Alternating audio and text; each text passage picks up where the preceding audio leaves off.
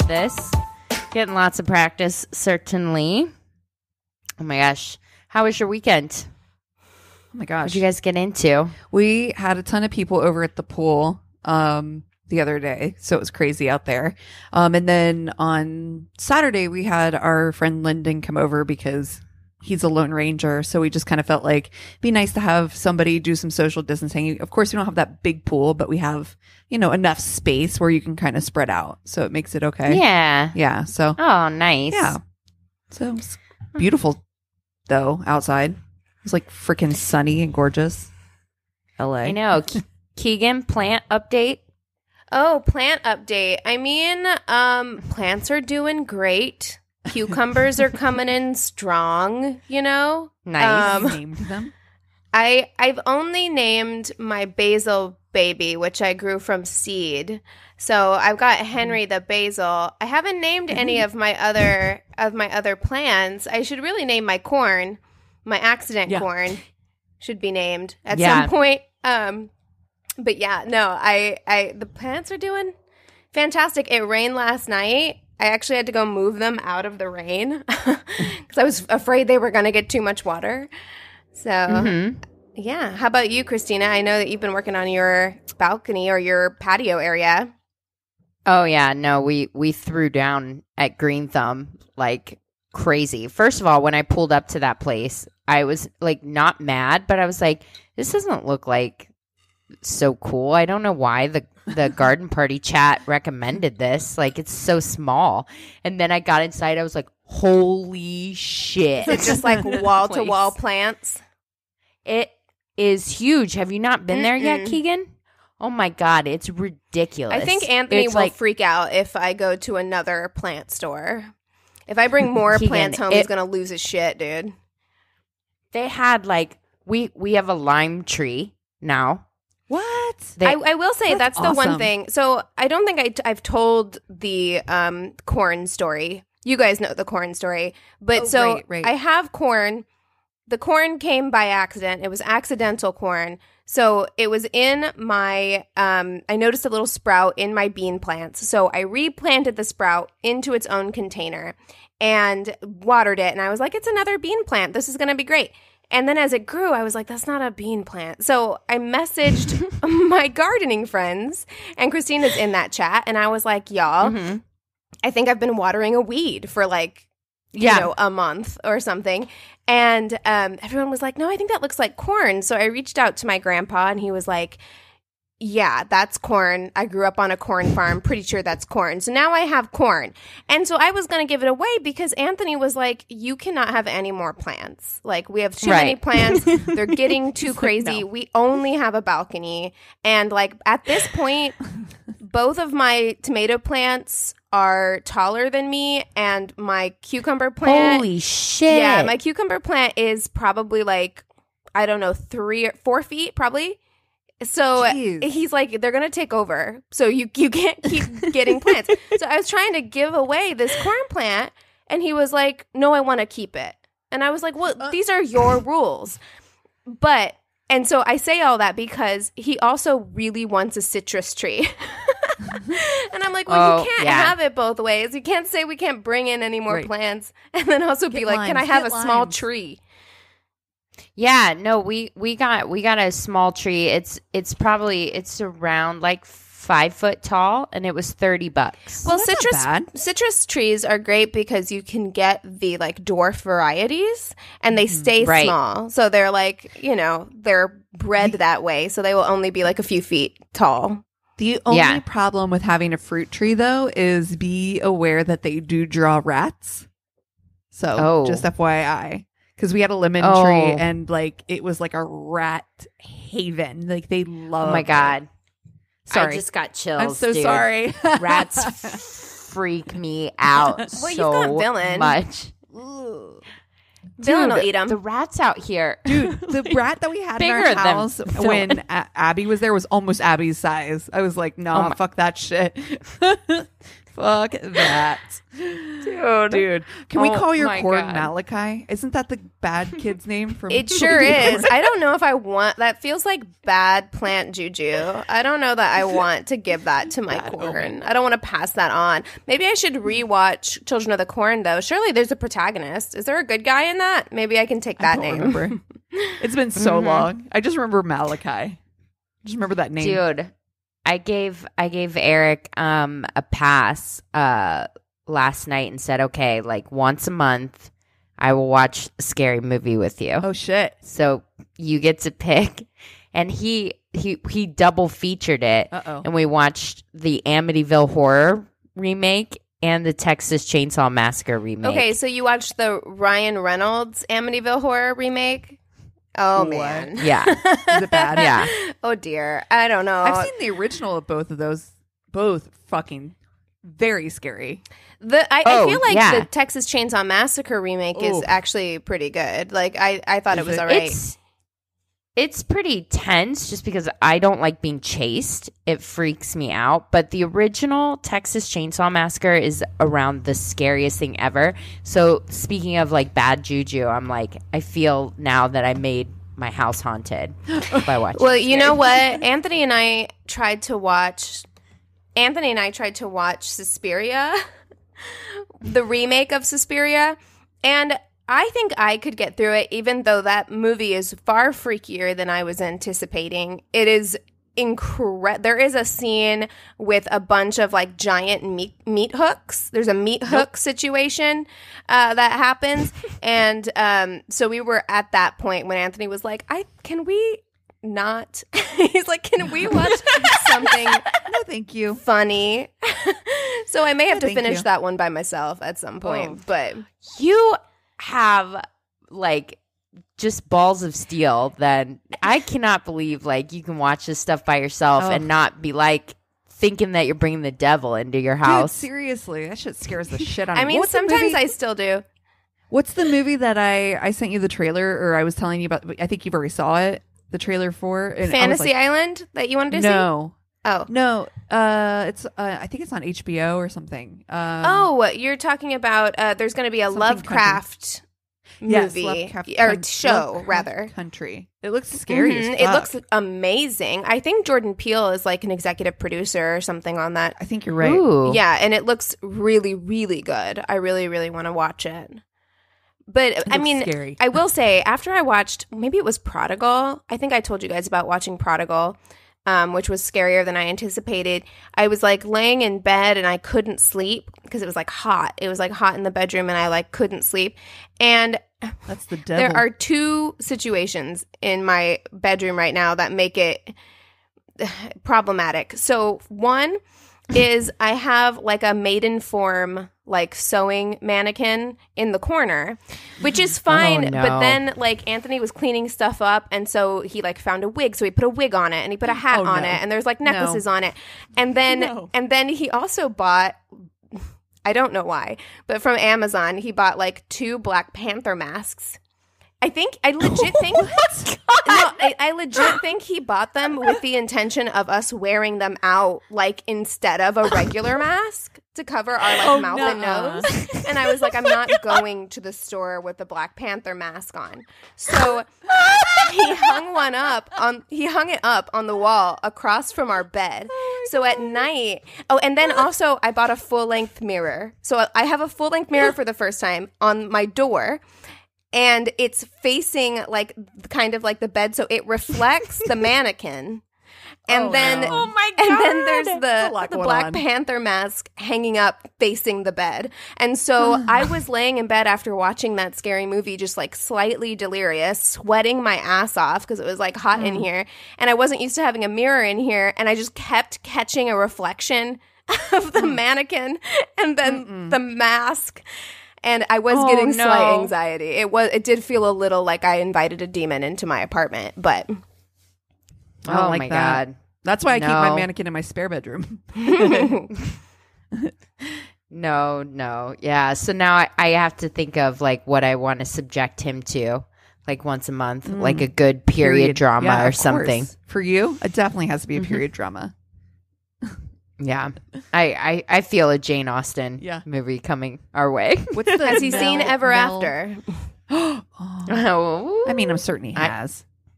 Everybody saw it. I don't know if Anthony's seen it, actually. I'm not sure. Wow.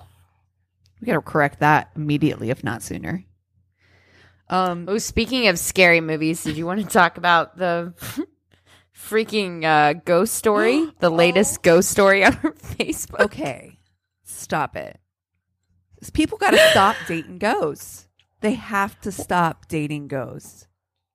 Well, I just don't understand why they're always unfaithful. Always cheating. You know what I mean? Yep. Well, here's my thing. It's like if you're going to date a ghost, because here's where my mind goes psychologically. I feel like you might choose a ghost partner or an object partner because maybe you've been hurt in the past and you feel like this is something that can't hurt you, right? It's safer than a human relationship. So why then do they always cheat? Like, what's wrong with you psychologically? You make this cheat on you. Yeah, because it is. It's in their head. I mean, God bless them, but yeah, I'm like, it makes me like sad for them. I'm like, oh, like even their ghost partners cheat on them. Honey. Oh, honey. It's no bueno. Oh, no. Yeah, so that was out of England, right? That guy, so he basically was like, say, during the corona when they were on lockdown, his ghost girlfriend has been cheating on him. I guess or I don't even know if he said it was confirmed. It's that he has suspicions. So I'm like, sir, you're jealous of your ghost partner maybe potentially cheating on you during the quar. And how the fuck do you find out? Yeah, you're not leaving the house. How do you know? That ghost is like, prove it. She doesn't have a ghost phone you can go through. Maybe she's gone for long periods, and he's like, "Where you at? Where you been?" Because she doesn't have to quarantine. That's right. No. She's like, I'm not stuck in here.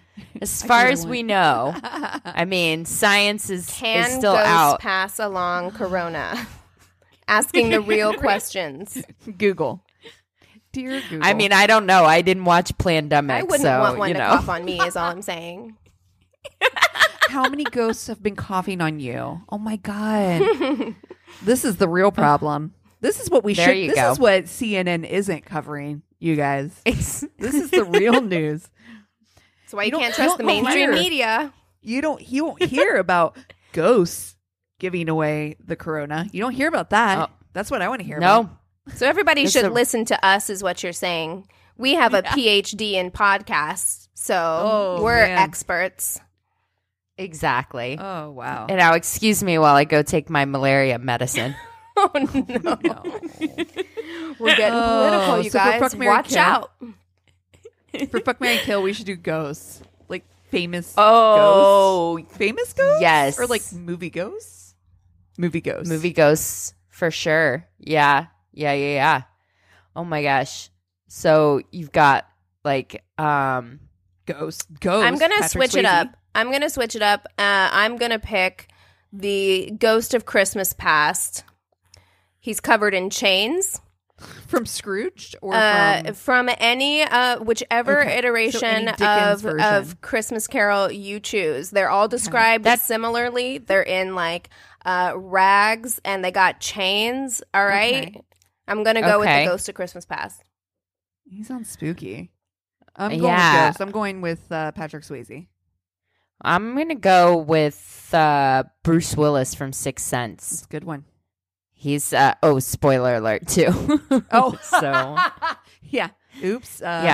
Oops. Sorry. So he's dead, by the way. Yeah. So if you haven't seen that movie yet, sorry, you're like 20 years too late. Yeah. Can you believe that movie came out like 20 years ago? No.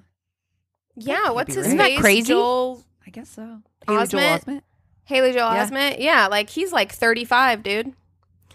Yeah. Dude, that's weird. It is weird. Okay. Well, here's the thing. Kind of hard. Here's the thing. Ghost of Christmas Past is magic. So that's magic ghost, which adds a whole different level of ghostness. Because that guy can take you on time travel. You can go and review some shit in your life. So there's that. Patrick Swayze ghost, hot, but stage 5 clinger. Real clingy. Like, will not let go. Bruce Willis ghost, very bad at relationships. His marriage, a mess.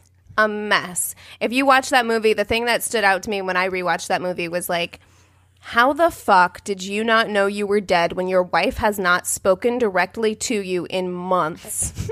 Yeah, like, that's a problem. How? Well, I don't know anything about that. I'm like, it sounds like my ex. Wow.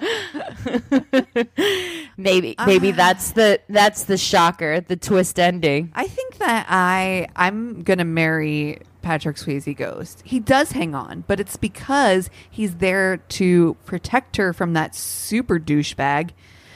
And he does sounds like leaving. White Knighting to me. He's like, but he the ultimate white knight. Leaving. But he doesn't leave until like she's ready, and he does at the end of the movie leave. So he doesn't stay forever. Fair, and hot. I'm gonna fuck Bruce Willis, the Sixth Sense ghost. He's too depressing to marry. And then I'm gonna kill the creepy ghost from Christmas Past. I don't want to go to my past. Have you ever fucked a sad guy though? No, thank you. It's a bummer. It's not fun. And it's cold. And it's cold. Can we talk about having sex when it's cold? Because people, I understand that it's not sexy to have sex under the covers, but I will have sex under the covers all day if I'm cold. I'm not trying to that's not fun for me. And Bruce Willis ghost, like, she is blowing like air through that movie. She is cold that entire movie, his wife, because he makes the room cold. And I'm like, I don't want to be around you. You seem like a bummer. Yeah, there are two things where, like, I'm never, ever going to be turned on, and that's being cold or being hungry. Like, that's right. Those feelings supersede horny, Yeah, like, I'm gonna mix it up a little bit. I'm gonna actually fuck the ghost of Christmas Past just because I'm like, I feel like he can take me on a journey. It's only one time. Only has to be once, and I feel like it's going to be magic. Might not be good. Okay. Might be traumatic. Might be a bad journey. But just like doing hallucinogenics, you don't know until you try. So that's true. I'm going to fuck Ghost of Christmas Past. I'm going to marry Patrick. I'm going to marry Patrick Swayze. I'm going to, he just seems like the best time out of the three. Just spin clay with him. Yes, he's extremely clingy, and it would probably become a little bit too much for me after like 5 years. I'd be like, okay. But then you get to be friends with Whoopi Goldberg. Yeah. You're in danger. Yes, but then your friend Whoopi Goldberg gets inhabited with your dead husband's body, and then I'm creeped out, and now I can no longer be friends with you. How could you be friends with her after that? I'd be like, I'm embarrassed and I need to leave this relationship immediately. But still, I'm going to marry Patrick Swayze. He's got good moves. He's hot. He knows how to work a clay wheel. I'm going to marry him. And then I'm going to kill Bruce Willis just because I'm just like, sir, like, God damn it. You're so sad. You're so sad. Yeah. Yeah, it's a real bummer. It's a bummeroo. I am going to marry the Ghost of Christmas Past because I fucking love history and I want to time travel and go see all kinds of things when they happen. You know what I mean? I want to know what happened to the Roanoke colony. I want to I feel like he would have answers. You know what I mean? Yeah, he's got answers. It's like my biggest thing. Yeah. I thought you could only visit your past. Well, I don't know. That's all we saw in Christmas Carol. But, I mean, the dude's got powers. So who's to say? I don't know. We don't know where those powers go. It could be like, when you date, like, the manager of, like, a restaurant and stuff. And it's like, you know what I mean? He's only supposed to be doing, like, this or give out this comp. But then it's like, when you date them, they're like, here, for you, I'll let this for you. I'll do this. Yeah, there's, and you know what? I do feel like Ghost of Christmas Past has real like for you energy. Like I feel like he would he would be that way in a relationship for sure. Because you know what? Deep down, I think he just wants to be loved. He just wants to be loved. So I'm going to marry him, and then I'm going to kill Bruce Willis. I've had my share of sex with depressed people, and it's hard. It's really hard.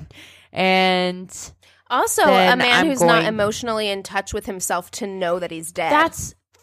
That's the thing. It's like it's not even the depressed part of it. It's just a total bummer and no willingness or introspection to do anything about it. For a therapist, he really doesn't have a lot of emotional intelligence about himself. Right? Yeah, and then you gotta fuck Patrick Swayze and Ghost. I mean, yeah, those hips you don't got lie. to. No, that's peak Swayze right there. Peak Swayze. Totally. Man. By the way, this is my worst date. I'm Cassie. I'm Keegan. I'm Christina. We have some new patrons. Yes. Okay, so we want to give a shout out to our brand new patrons. Thank you guys so much for joining our Patreon family. So a shout out to Chelsea Cook and Natalie Limes. Hi and welcome. And we know that it's taken us maybe a little bit longer than usual to get out our patron rewards, but they are coming. We promise you that they are coming. It's just been kind of a difficult situation since we haven't all been together to do our usual routine every week. Yeah, if you guys are getting letters, they're just from me. Sorry. Unfortunately. And if you're missing anything, feel free to reach out to us and let us know. We guarantee you, if you haven't received a patron reward, it was not something that was intentional. It was simply an oversight. So if you have not received your rewards, please feel free to reach out to us. We will not be offended. Well, you guys want to take 5 and then we'll come back with stories? Sounds good. And we're back. Cassie, you want to kick us off with stories? Yeah, here we go. So, quite a few years ago, I was set up on a blind date. I was set up by a friend's older brother who was also friends with my older sister. I guess my friend had been talking to her brother, and they decided that I should be set up. He set me up with a friend that was of his that had recently moved back to town. I was in my early 20s and this guy was in his mid 20s. We were given each other's numbers and set up a date at Applebee's. Ooh, fancy. That was my first job, working at Applebee's. I bet you saw a lot of good dates there. Oh man, so many. That's where I met the guy who I had my first kiss with, was a fellow worker at Applebee's. And as we've discussed, real quality human being that guy turned out to be. Yes. He had a nice Fighting Irish tattoo. So that's how you knew he was solid. A real A+ human. We met there and it was going fine. He seemed nice enough and we were getting along. I eventually asked him why he had decided to move back. He told me that he had moved there with a girl. She had started She had started talking seriously about marriage. He decided he wasn't ready for that, and they had been having fights about it. So while she was at work one day, he packed up all of his things and moved out. Why would you tell your first date this? Why would you tell your date this? No. I really feel like some people are so fucking oblivious because it's like, did you really think that this information was going to make you look good? Right. Why would you reveal that?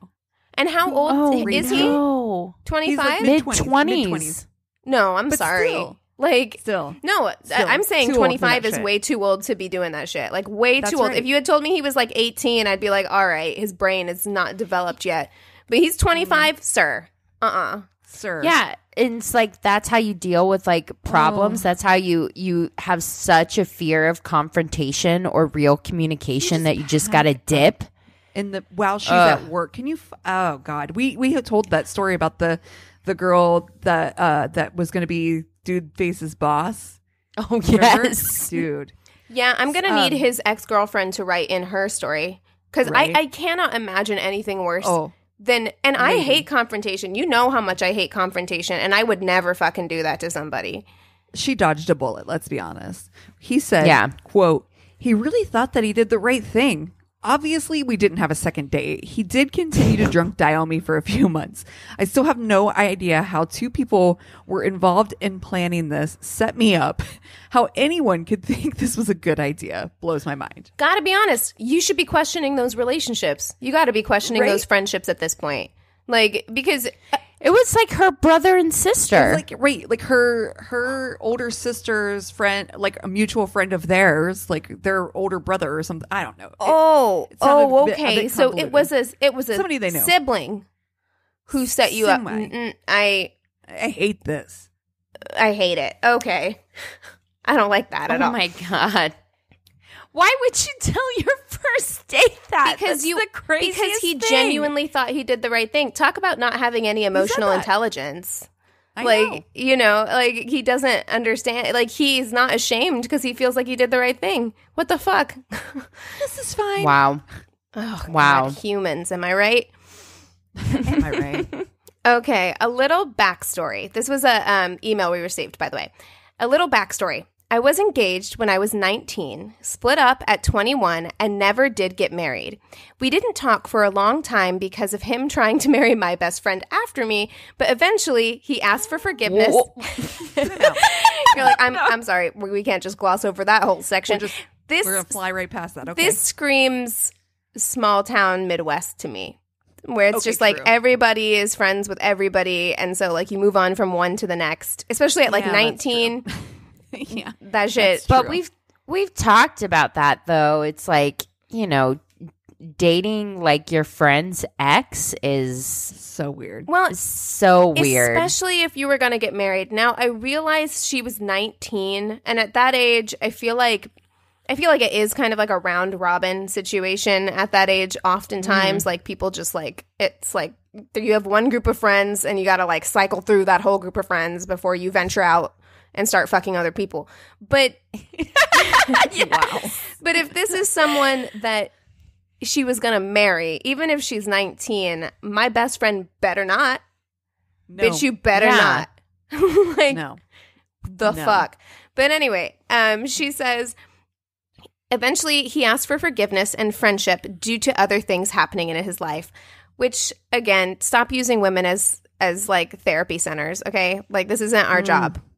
Because, like, you're having a tough time. Now I have to forgive you. Is that how this works? Okay.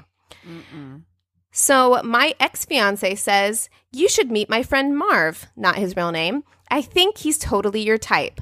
I agreed to at least talk to him, and we decided to go get a drink. I get there early, and the dude is already at the bar on his second drink. Red flag number 1. We talk and have a good convo, but I tend to prefer really masculine men, and that wasn't him. Just wasn't doing it for me.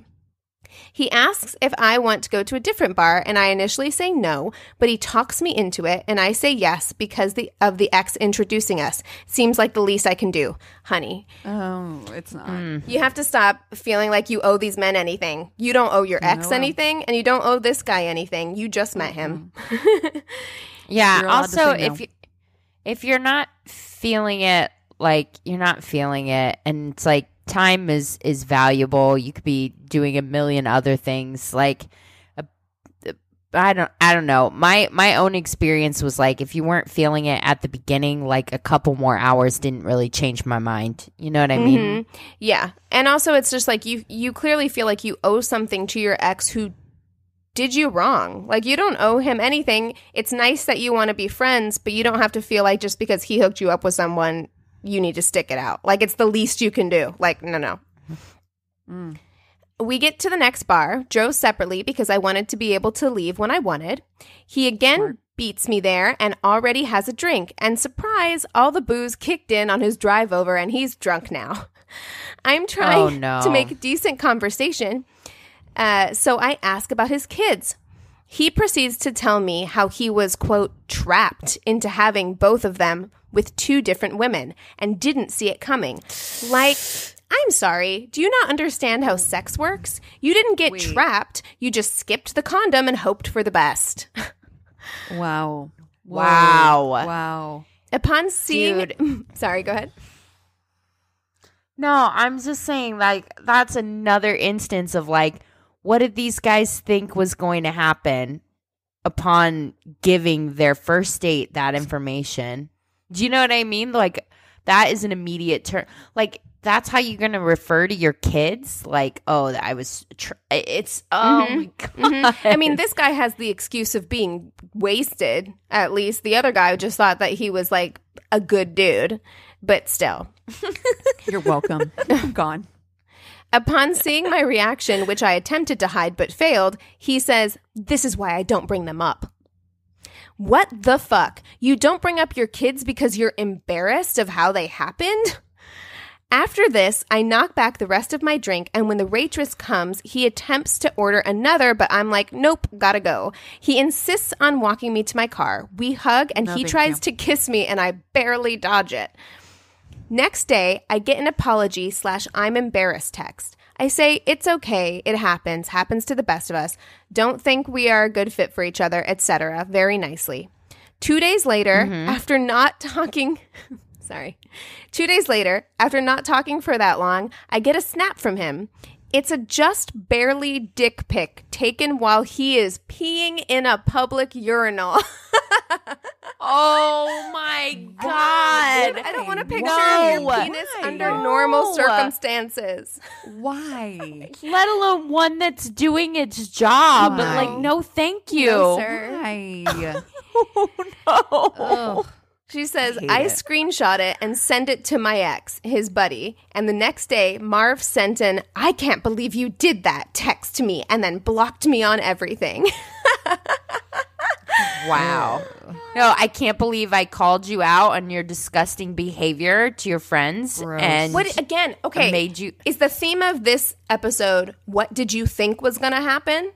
What did you think was going to happen, sir? Like, you sent somebody not only an unsolicited dick pic after she'd already explicitly told you she's not interested in you romantically, but you took a picture of yourself peeing. Peeing. Who wants that? Who would want that? What did you think that was going to accomplish? No one wants a picture of that. And if they do, they'll ask you for it. They will. Okay? If that's what sure they're into, will. they'll let you know. That's so, like, I got a lot of dick pics in my day, and they're always, like, hard. Nobody, why is somebody sending us loose a dick? soft that's being I hate so floppy dick? I fucking hate it. This is horrible. a floppy dick. I hate it. It's awful. Oh, my God. Ugh. Okay. Well, mine's pretty tame, but for some reason, Cassie, I don't know why I think that, like, your kindred spirit wrote this, because Got it. This one's for you. Oh, great. Okay. Balloons. Worst date I went on was a Tinder meetup.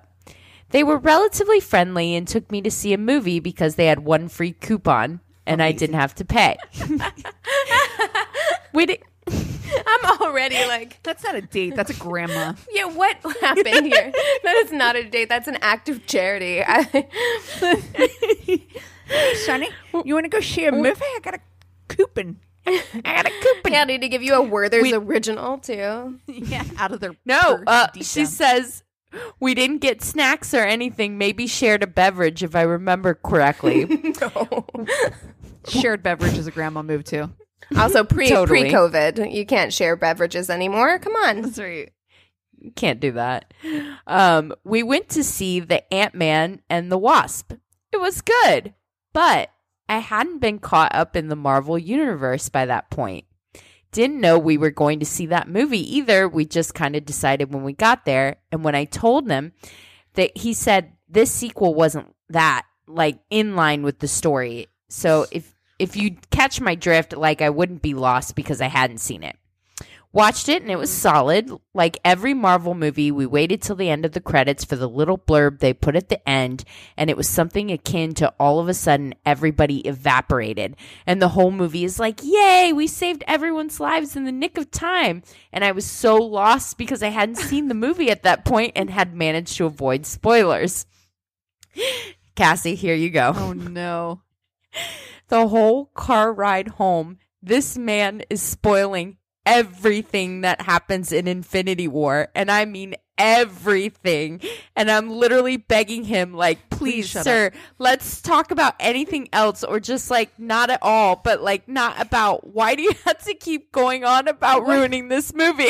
Shut up your mouth. And he would reply like, what? It's not ruining anything, or, oh, you're bound to see something somewhere. And I'm like, it's not the point.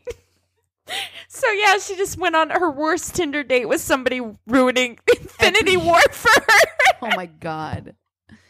Oh my god. Well, people like to say that people overreact to spoilers, but I'm like, no, I'm sorry. This is a social norm we've all agreed upon in 2020. Right. You don't do that. You just don't do it. A big fucking movie. Unless the movie came out 20 odd years ago and that movie was The Sixth Sense. That's the only time it's acceptable, okay? If you look, I'm sorry, you're just a dick if you get on social media as soon as an episode of Game of Thrones airs and you talk about the episode.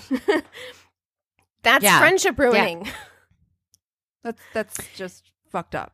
You know what? I might, if I'm single, I might break up with somebody for intentionally spoiling shit for me. If it happened like more than once, I might do it. Yeah. I mean, yeah, because it's such a like really, douche move. Yeah, it's such a douche move. Inconsiderate. Truly inconsiderate. Do you guys hear the howling where you're at? No. No? Coyotes? That doesn't happen to you guys? Is it the devil that you brought into your house? Yes, it is actually. No, every night, alert. I took a video of it, and I'll share it somewhere, but every night at 8 p.m.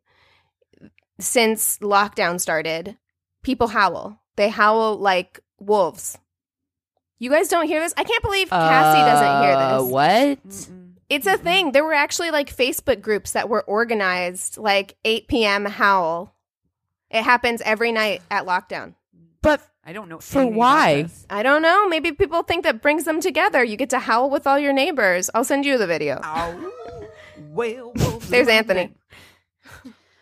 Dude, we are grasping at straws if this is where we're at now, where we're just like I thought that this weekend when I had tears in my eyes when we were at the plant place. Like I was at a level of excitement that I haven't felt in forever. And I'm like, this is where we're at now. Do you ever feel like you don't know how to behave in public spaces anymore? Yes. Like I went to Target and I was like paralyzed for the first 5 minutes that I was in Target because I was just like, where do I go? What do I do? I don't know how to Target anymore. I told you about the woman that was full on like dead on wearing just a fucking terry cloth bathrobe walking her dog down the street. God bless. I told you the guy who I saw at Ralph's who was wearing a full on, I think it was a kangaroo onesie. It was an animal onesie at the grocery store. See, listen, I forgot to do laundry this week day is one that, like, what are you doing? I haven't it's showered just a today level of at all. I'm in no fucks. I'm in like Bengal striped leggings at the moment. So I'm solidly in my JJs right now. I mean, I have not washed my hair for a few days. Yeah. So I don't want to talk about it. But anyway, are you guys ready for my crazy in love? Bring it. Hell yeah. So you guys know that I was all over the place this week trying to figure out like what to do. I was back and forth. I was really thinking we've done a lot of historic, stories, and I kind of wanted to do something fresh, but every time I tried to dive into something fresh, it made me super depressed. So I was kind of like, here we are with a history lesson again, because honestly, I need something removed. Yeah, and you have to do something that excites you too. Like, it's really important. Like, Yeah, it's just, this is a lot. I think sometimes people don't understand how much like work can sometimes go into these stories, and you need to be engaged like in what you're doing, because I've sometimes picked ones that I'm only like very lukewarm interested in, and then it's just like I get distracted and I keep having to like remind myself to focus on writing it, and it's just too much. So always go with your gut. Yeah, I was back and forth, looking at different ones, and then I found this little gem on a listicle. Nice. I found most of the information about this story on Wikipedia, a few different Wikipedia pages, Naked History, and the journal.ie, which doesn't give credit to the actual author of the thing. It just says AFP. So this is the Mayerling Incident. Dun, dun, dun. Okay. Dun, dun, dun. The Mayerling Incident. This is the incident of the Crown Prince Rudolph and his mistress, Baroness Mary Wetzera. So, let me tell you a little bit about the Prince Rudolph. He was the Crown Prince of Austria and the heir in line of the Habsburg throne. As we discussed, Habsburgs.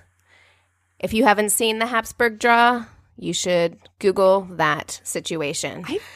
I always heard of that before. I always think it's interesting, like, anytime you hear about like potential mental illness or potential these things with royal families, I always think it's interesting the amount of like incest and things that happened in these families that potentially could have caused these situations. So even though like this guy maybe was good looking, like the Habsburgs are famous for being like kind of wrecked because they were so so like inbred for so long.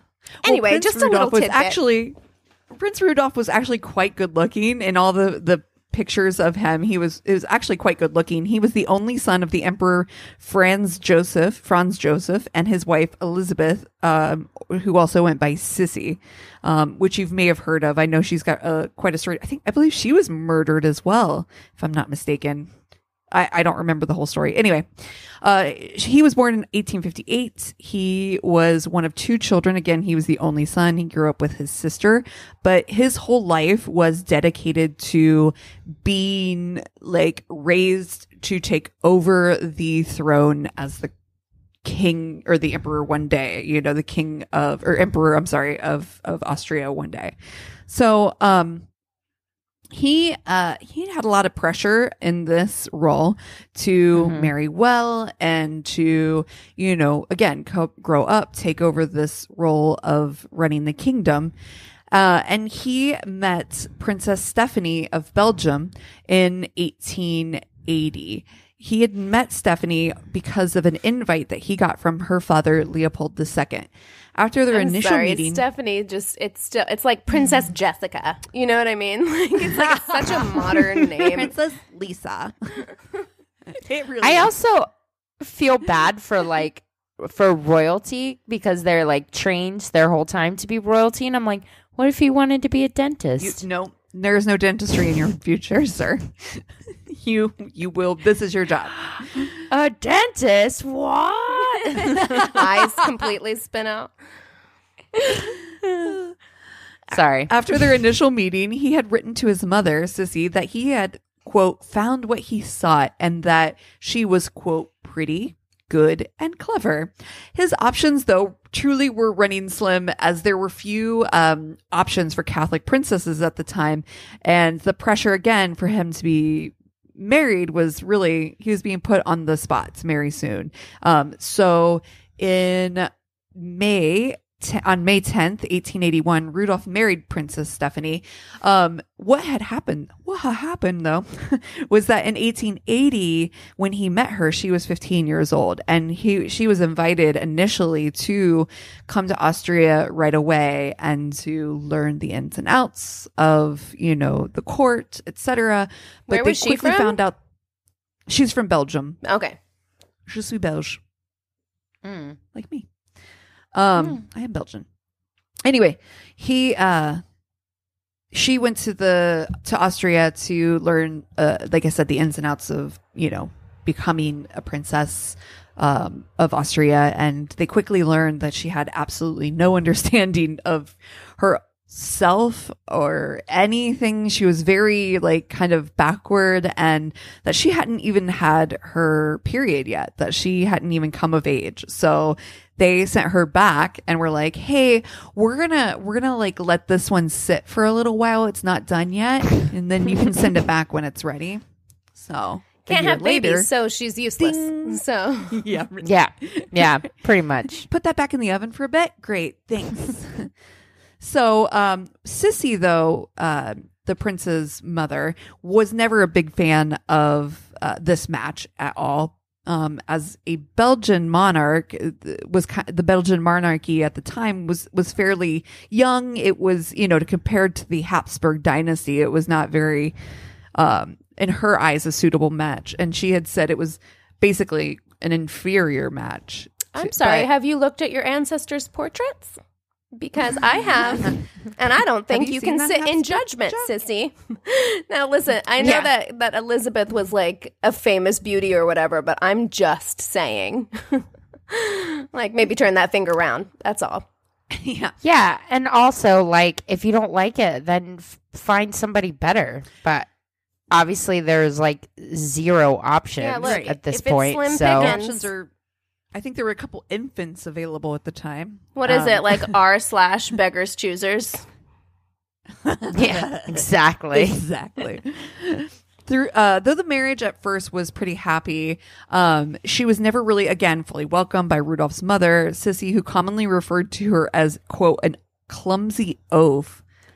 Could you fucking imagine? It's the mother-in-law from hell. Yeah, I'm surprised the story doesn't end in the murder of Sissy. Right. They also had differing views. So Stephanie had come from a very conservative background in which she embraced, and that clashed with Rudolph's way more liberal tendencies. The marriage soon drifted apart after the birth of their daughter in 1883, and Rudolph turned to drink and women, but both had reportedly had affairs. Both of them, I think, at that point were just kind of like, you know what? This ain't for me. So I think they both reportedly kind of strayed from each other. Keep it open. You know what I mean? Yeah, have houses across the street. That's right. You're fine. Well, speaking of houses across the street, he actually in 1886 bought a hunting lodge in Mayerling, which oh my god, I thought you said a haunting lodge, and I was like, intriguing. He goes and haunts the lodge. So many ghosts lodge to cheat on him. Yeah.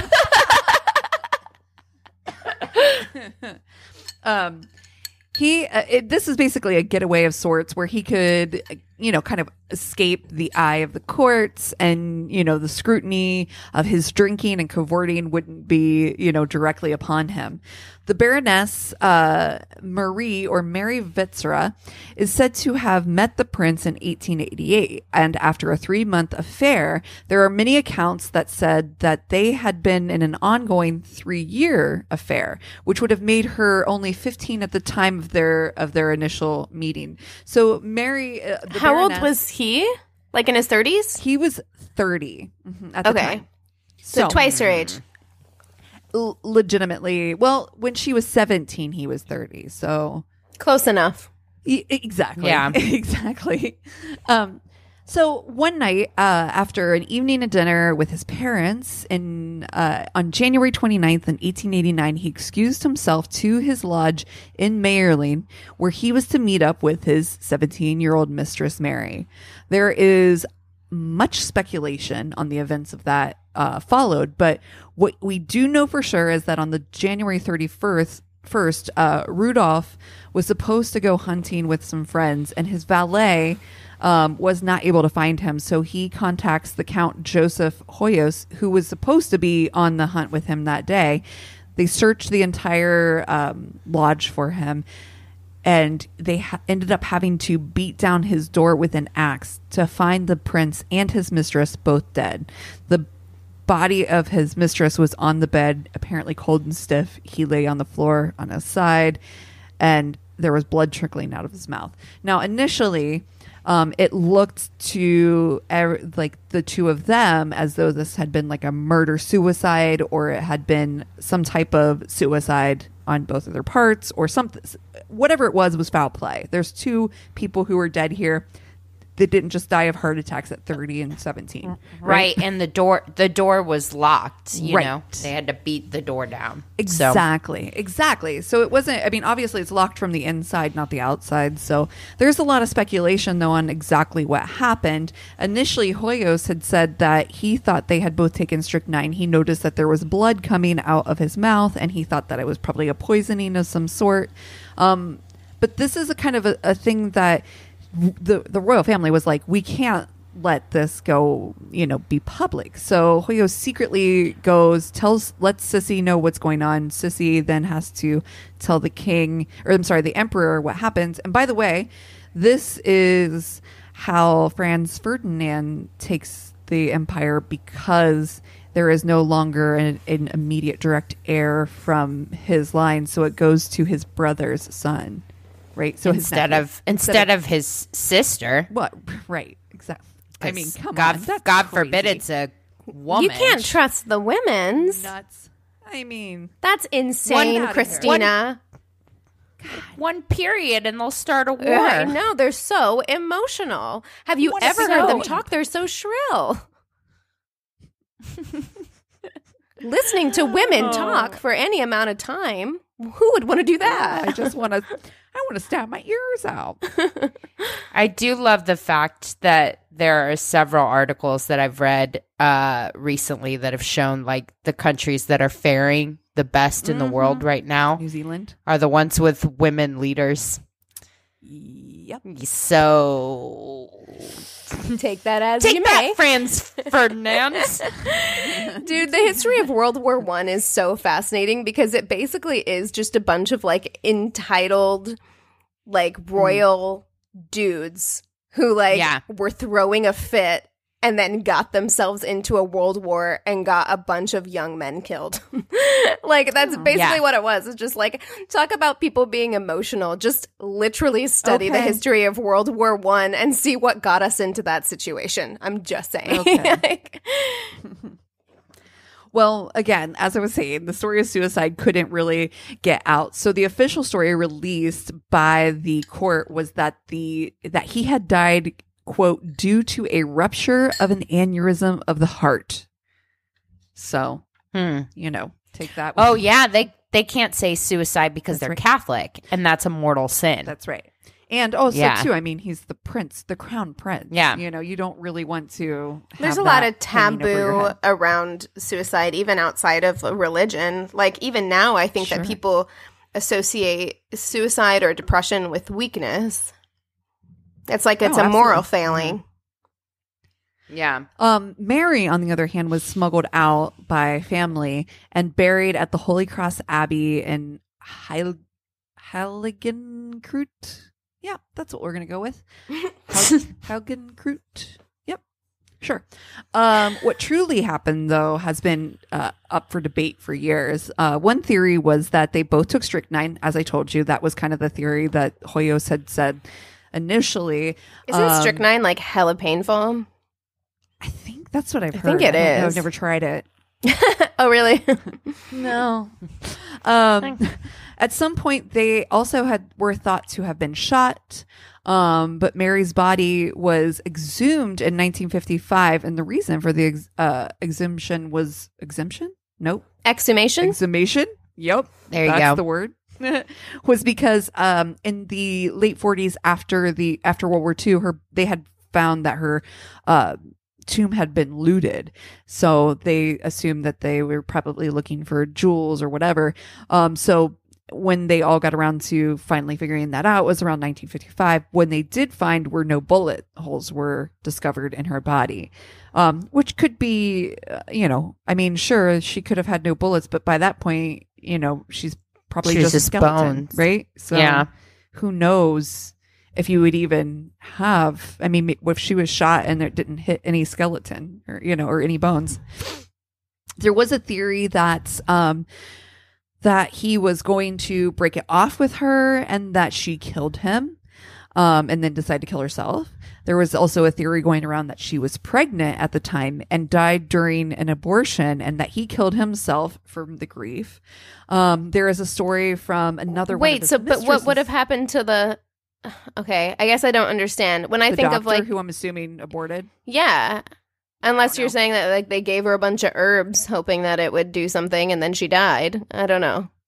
Or the doctor did it, and I don't know. Deuced out. And this is also 150 years worth of theories and speculation, you know? The one thing that we do have a story from somebody kind of connected, which was that there is a story from another one of his mistresses, his well-known mistresses, Mizzy Casper, that he had tried to make a, quote, love, murder, suicide pact with her that she had declined. So it was her speculation that that is what happened, that it was a murder-suicide pact because he had tried to do that with her. She had just assumed that he was so desperate to commit suicide but didn't want to do it alone. So what a selfish little man, baby. Can we talk about how Mizzy Casper is like the best name ever of all time? And I see Mizzy Casper is always like 76 in my mind. She smokes for sure. Smokes. Oh, she's drinking and it's only like 11. Sherry. She drinks sherry. Yes. Mizzy Casper, man. She's wearing pantsuits. She's always coiffed. Yeah, she has the best stories. She's got a million of these stories. I think Mizzy was a lot of people's mistress. Totally. She's like, Mizzy the mistress. Let me tell you. She's got dirt. She's got goss. She's got permanent tea hair.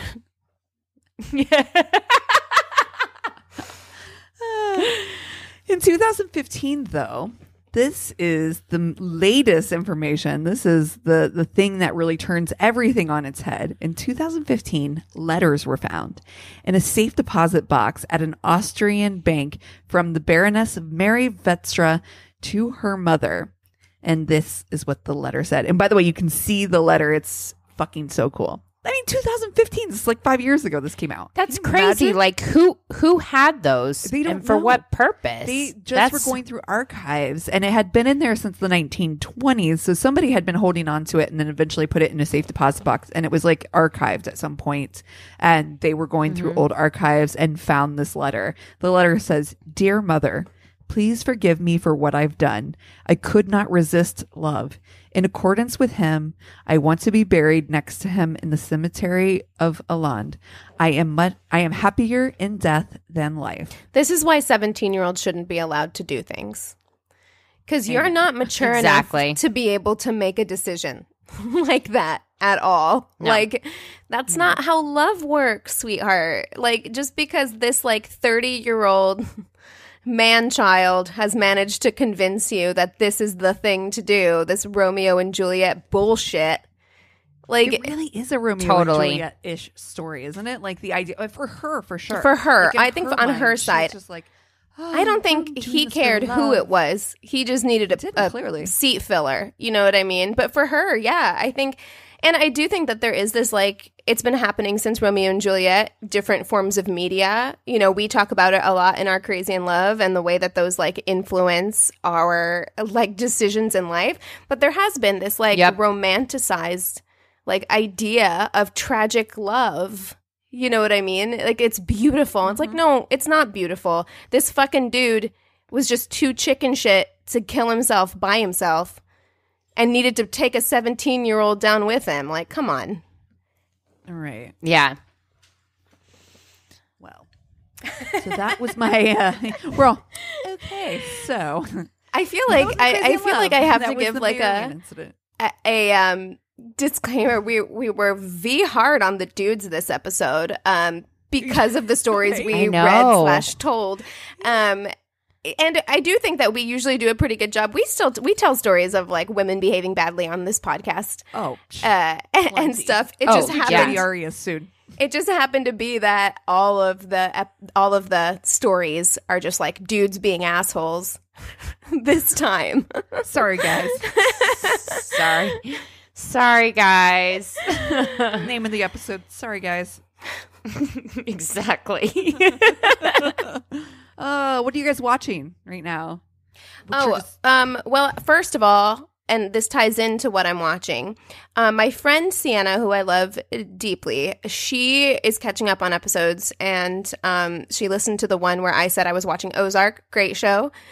And I said that I loved it partially because I'm like, oh yeah, I know these people. Like I'm from the Ozarks. Like I know these people. And she's like, Keegan, you have to give a disclaimer that's like hashtag not all Ozarkians. And so let me put that out there because I do want to say, yes, if you've watched the show Ozark and you've never been to the Ozarks, do those people exist? Yes, they do. Is that everybody? No, it isn't. And that ties into what I've currently been watching because the woman who plays Ruth in Ozark is also in Waco.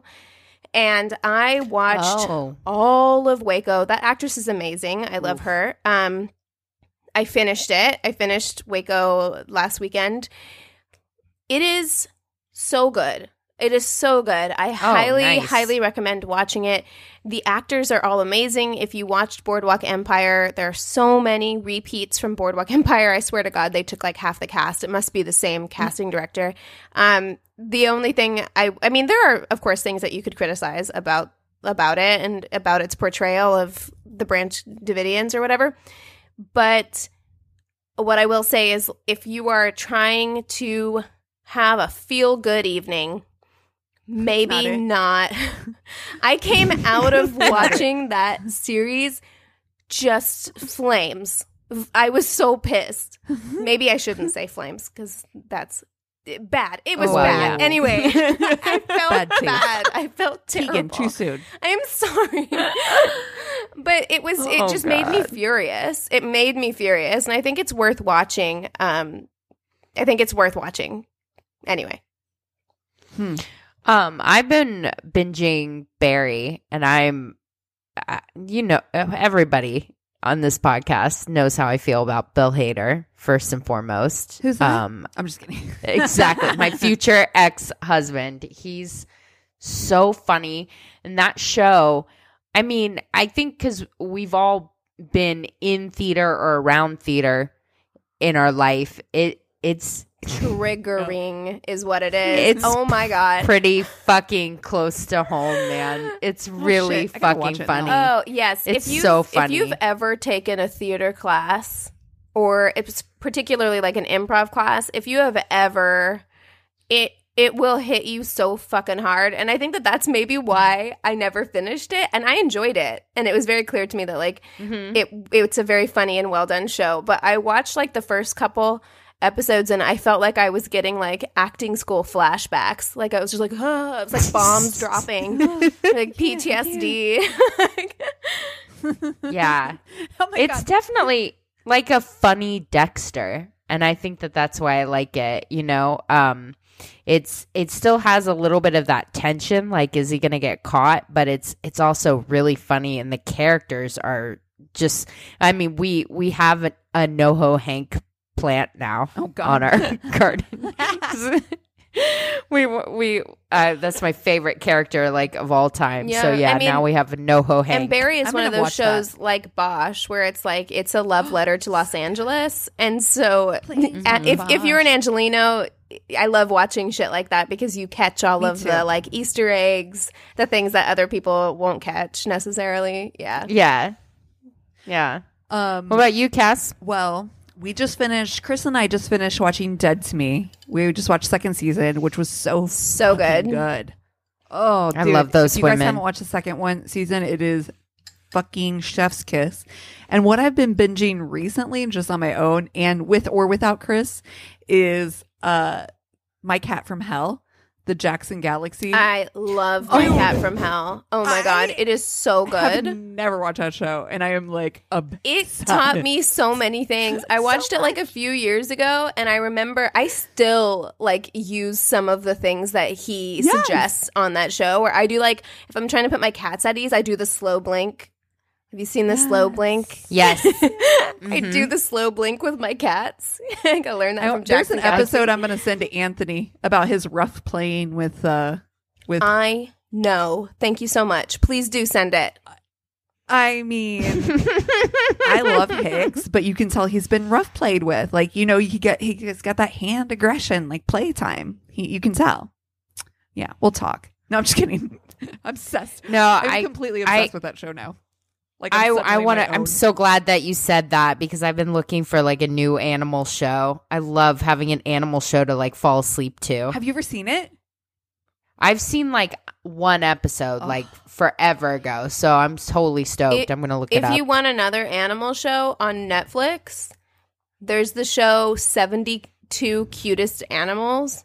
And each episode, they just go through like 5 different animals and they tell you like all their cute, and they're not always necessarily cute animals either.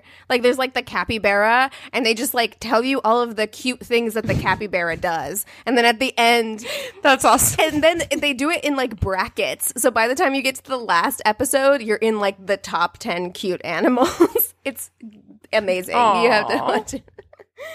Oh my God. This is the content we need right now, for sure. Yeah. Yes. I need feel good stuff. Yeah. You know, I need like really light, not Waco. Beautiful. The world is beautiful kind of thing. It's not Waco. Don't do it. Not Waco. Note to self, not Waco. Got it. That's awesome. Oh man. Well, if you guys have any stories that you want to share with us because you're bored and in quarantine and finally have the time to write them, if you have shows to recommend, if you want to join our Facebook group, go to our one-stop shop of a website. It's myworstdatepodcast.com. Hold on. I do want to say before, I'm sorry to like interrupt your spiel, but I did want to say that we participated in the Outlier Podcast Festival's virtual live show or virtual summit. They did an entire festival. I'm so impressed with the way that they managed to do it. They had speakers, they had panelists, and we did a live show for their virtual summit. It was so much fun. Thank you so much to Ariel and Ever for getting that whole thing together. But they did record our session, and we will be getting that here in a couple of weeks, and we will be putting it up on our Patreon. So if that was something that you wanted to see and you missed it, we will be putting it up on our Patreon at the $1 level. So we'll let you know, and if you want to join, please do that. Yeah. So, yeah, big shout out because that was a lot of fun, even though I somehow live with the fact that I brought up cocaine and anal. Within like 5 minutes of the beginning of the... Right after I just said I don't want to say F, I said F instead of fuck, marry, kill. Oh my God. You were like you talked about doing cocaine off a steering wheel, and I was like, oh, my mom's watching this. Oh, no. I know. Oh my God. Oh, no. I'm so sorry, Tammy. I'm so sorry. No, she texted me after and said that we were adorable, so I guess she didn't mind. Oh, so yeah, it's definitely worth a watch if you want to see what we look like when we're actually recording these things. The facial expressions definitely, I think, add to it. She was wearing the Who Raised You shirt. So yeah, we really appreciate you guys for listening through this whole situation, and we love you so much. Cheers. Cheers.